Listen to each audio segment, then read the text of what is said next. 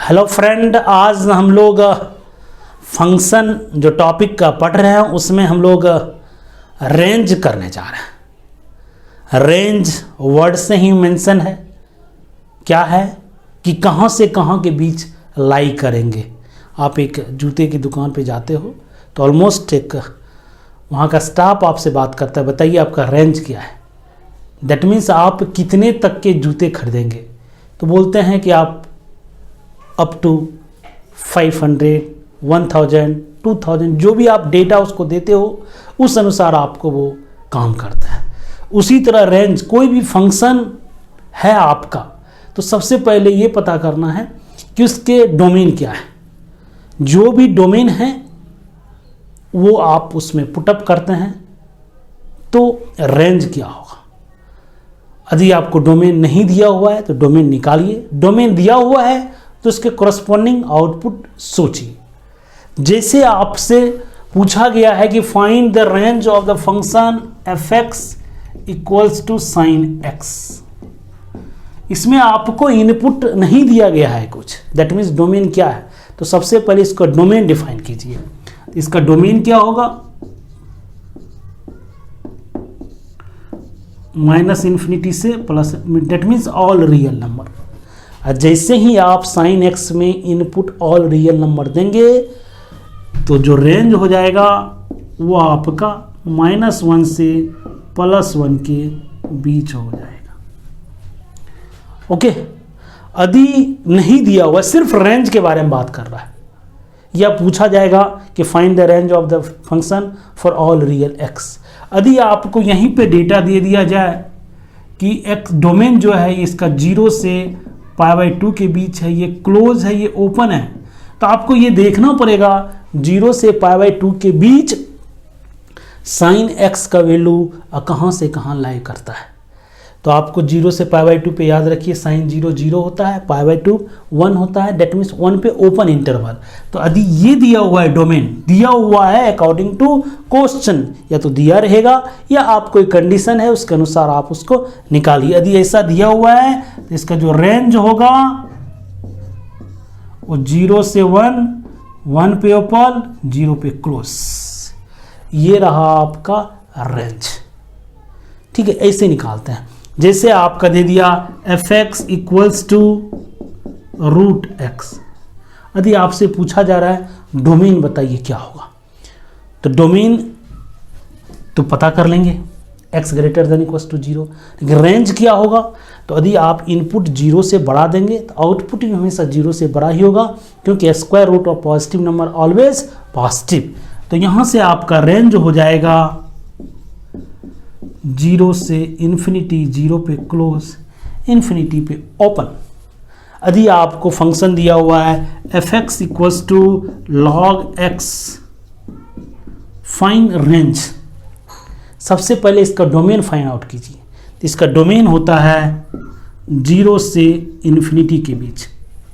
जैसे ही इनपुट 0 से इन्फिनिटी देंगे तो रेंज क्या होगा, इन्फिनिटी से लेकर 1 के बीच ये हमेशा नेगेटिव आता है, और 1 से बड़ा पे ये पॉजिटिव आता है। इसका मतलब है कि log x का जो रेंज हो जाएगा वो -∞ से +∞, इट इज r। ओके, तो रेंज हम लोग ऐसे फाइंड आउट करते हैं।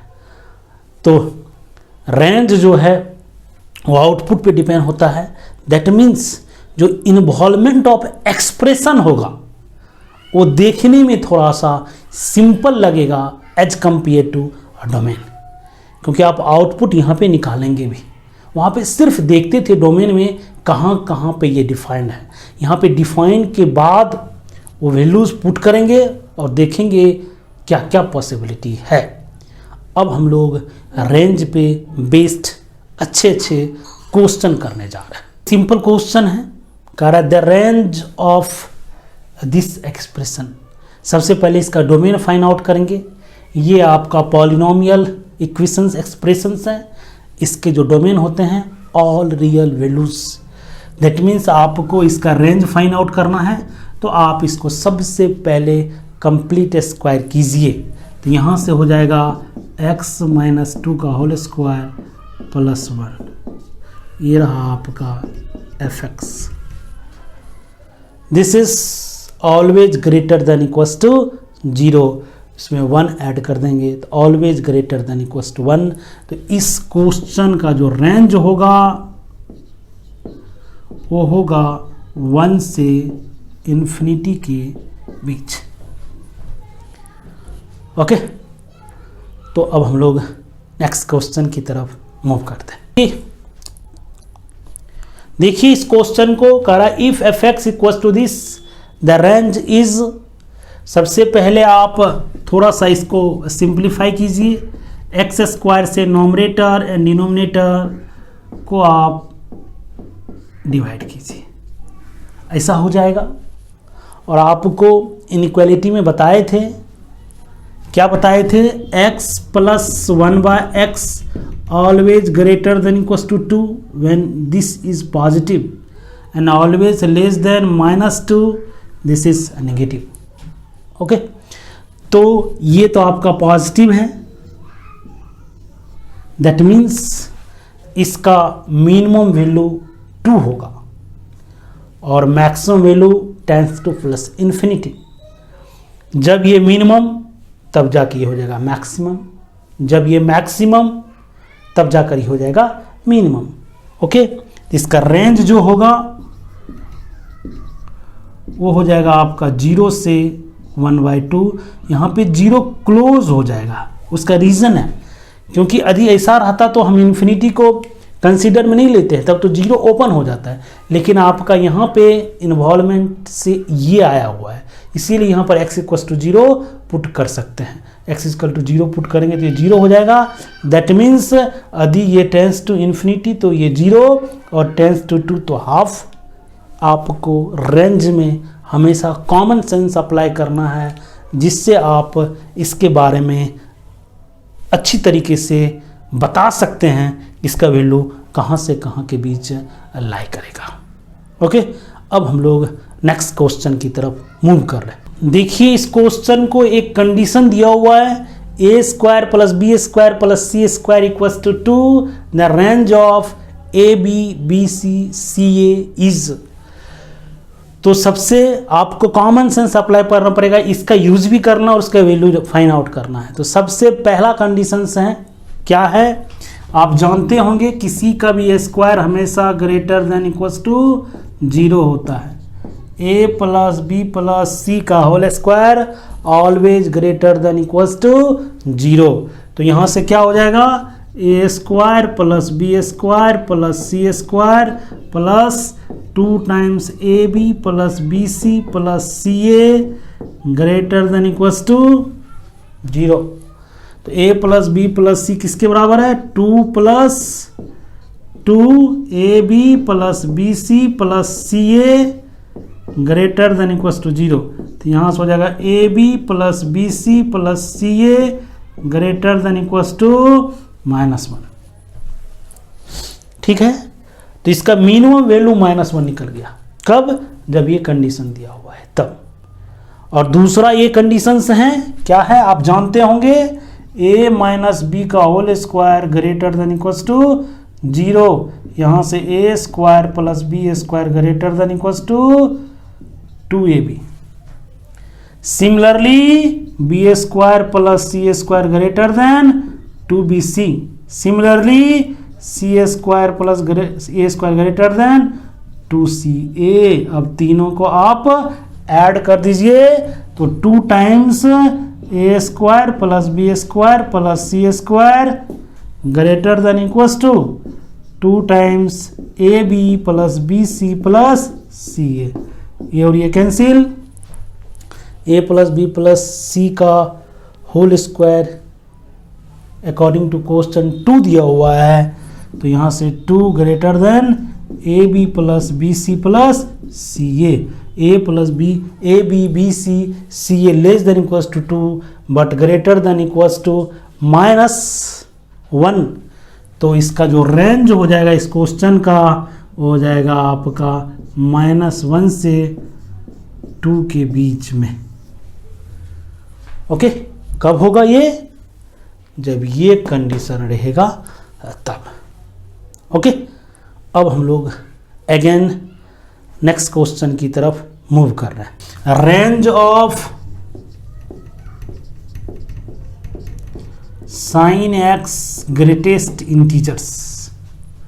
साइन एक्स का वैल्यूज -1 से +1, यदि उसका ग्रेटेस्ट इंटीजर साइन लेंगे तो रेंज हो जाएगा आपका -1, 0, 1, ये सिंपल सा ग्रेटेस्ट इंटीजर। क्यों? इसका डोमेन हो जाएगा all real values. All real values पे साइन एक्स का वैल्यू -1 से +1, तो -1 से +1 के बीच जो इंटीग्रल वैल्यू होंगे वो -1, 0 एंड 1। यदि आपसे पूछा जाए cos x का क्या रेंज क्या होगा, कंडीशन नहीं दिया हुआ है, तो हमें इसका डोमेन निकालना है -∞ से +∞। इसका जो cos x होता है इसका रेंज होता है -1 से +1, तो इसका ग्रेटेस्ट इंटीजर लेंगे तो इसका रेंज हो जाएगा -1, 0 एंड 1। और सिमिलरली यदि पूछ दिया जाए कि find the range of the function f x equal to cos mod x, अब x के बारे में यहाँ पे आइडिया देना पड़ेगा, नहीं तो इनफाइनाइट एंगल पॉसिबल है, क्योंकि -∞ के +∞ जितने इंटीग्रल है सब पे आपको फाइंड आउट करना है। लेटेस्ट सपोज आपको दे दिया गया है x -π/2 से लेकर +π/2 के बीच। पाई का वैल्यू ऑलमोस्ट 3.14, इसको 2 से डिवाइड करेंगे, -1.57 से लेकर +1.57 के बीच अप्रॉक्स। जिसका ग्रेटेस्ट इंटीजर आप लेंगे तो इसका ग्रेटेस्ट इंटीजर होता है -2, -1, 0 एंड 1। cos ऑफ -2 क्या हो जाएगा? cos 2, -1 cos 1, cos 0 1, cos 1 1। ये रहा आपका रेंज ऑफ द फंक्शन, यदि आपका ये दिया हुआ है कंडीशन तो।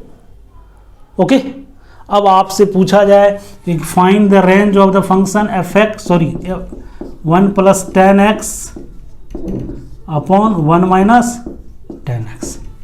यदि इसका रेंज पूछा जाए, सबसे पहले इसका डोमेन निकालिए। डोमेन में ये है कि tan x 1 - tan x not equal to 0, tan x not equal to 1। Okay, दूसरा है कि ये x नॉट इक्वल टू π/2, क्योंकि x π/2 दोगे तो फिर तो ये अनडिफाइन हो जाएगा। अब इसको थोड़ा सा सिंप्लीफाई कीजिए, एफ एक्स इजकल टू क्या हो जाएगा? tan π/4 + x। अब इसका रेंज फाइंड आउट करना है, तो इसका पता है कि -∞ से +∞ के बीच होता है, लेकिन आपको जो दिया हुआ है ना तो x π/4 होना चाहिए, न ही आपका x π/2 होना चाहिए। ठीक है, जैसे ही x π/2 देंगे तो ये हो जाएगा -1 के बराबर, और जैसे ही आप π/4 देंगे तो इन्फिनिटी के बराबर। दैट मीन्स ऐसे भी इन्फिनिटी क्लोज में आता नहीं है, इसका मतलब हुआ इस फंक्शन का range all real value except -1। यदि सिर्फ ये नहीं रहता, सिर्फ ये देता कि बताइए इसका रेंज क्या होगा, तो आप बोलेंगे -∞ से +∞। लेकिन ये कंडीशन को आपको देखना है, इसमें दिया हुआ है x ना तो π/4 होना चाहिए ना तो π/2 होना चाहिए। That means all real value except -1। इसका रेंज होगा r -1।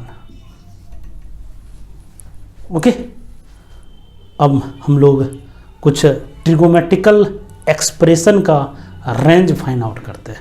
देखिए, जैसे आपसे पूछा जाए कि बताइए इसका रेंज क्या होगा, f x equals to sin² x + sin x + 1। तो सबसे पहले इसको क्या करना है? कंप्लीट स्क्वायर बनाना है। तो इसको आप क्या लिखेंगे? sin x + 1/2 का होल स्क्वायर प्लस 3/4। ये हमेशा 0 या 0 से बड़ा होता है, लेकिन मैक्सिमम इसका वैल्यू 1 ही होता है।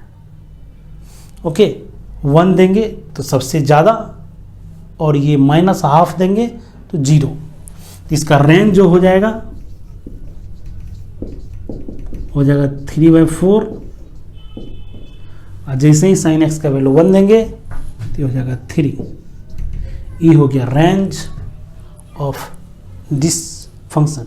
यदि आपसे पूछा जाए कि f(x) = sin to the power 4x + cos to the power 4x का रेंज बताइए, तो सबसे पहले इसको आप 1 एंगल में कन्वर्ट कीजिए। तो इसके लिए तरीके हैं, f(x) को लिखना है 1 - 2 sin square x × cos square x। 2 से ऊपर नीचे मल्टीप्लाई कर दीजिए, f(x) = 1 - sin square 2x by 2। 1 से कुछ चीज़ सब्ट्रैक्ट हो रहा है, ज़्यादा से ज़्यादा सब्ट्रैक्ट हो तो मिनिमम, ज़्यादा से ज़्यादा इसका वैल्यू 1 हो सकता है। दैट मीन्स इसका मिनिमम वैल्यू 1/2। कम से कम सब्ट्रैक्ट हो, कम से कम इसका वैल्यू 0 हो जाएगा, तो हो जाएगा 1।